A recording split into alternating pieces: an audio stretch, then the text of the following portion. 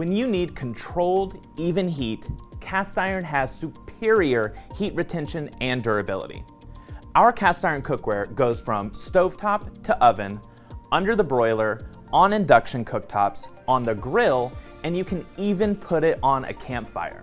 Now, I love cooking with cast iron, and I want to share with you how to cook with it, maintain it, and re-season it. First, our cast iron skillets come pre-seasoned. The seasoning is oil that's baked onto the iron, giving it a natural non-stick finish. Now, the best way to keep your cast iron well seasoned is to use it. So, let's use it. Cornbread is a family tradition in my home.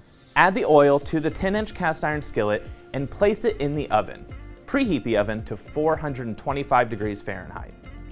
I've already made my batter with cornmeal, flour, eggs, buttermilk, and cheddar cheese and chopped jalapenos, and in this case, a little bit of sugar. Then carefully remove the skillet from the oven and pour in the batter. Then bake it in the oven for 30 minutes. So beautiful, and look how easy it comes out of the pan, and how great this crispy crust is. Excellent. Now that I've cooked in my pan, let's talk about how to clean cast iron. Rinse the pan with hot water and scrub off any stuck-on bits with a nylon brush or a pan scraper. Then hand dry it right away. You don't want to air dry your cast iron because it will start to rust. I mean, the fact is moisture and iron just aren't friends. Then, while the pan is still warm, rub it very lightly with cooking oil, like vegetable oil or canola. This is the way to maintain the seasoning of the pan.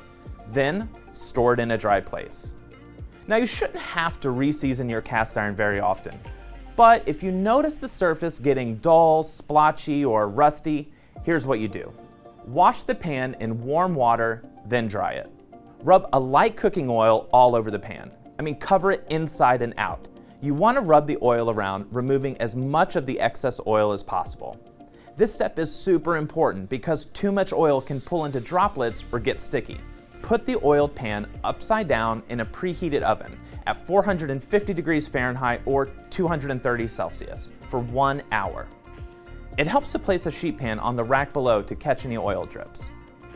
Remove the pan from the oven and apply more oil the same way you did before.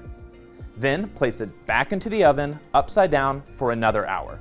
Now, you can repeat this process as many times as you want. Just know you can't over-season cast iron. If your cast iron does start to rust, it's an easy fix. First, we'll scour the area with steel wool.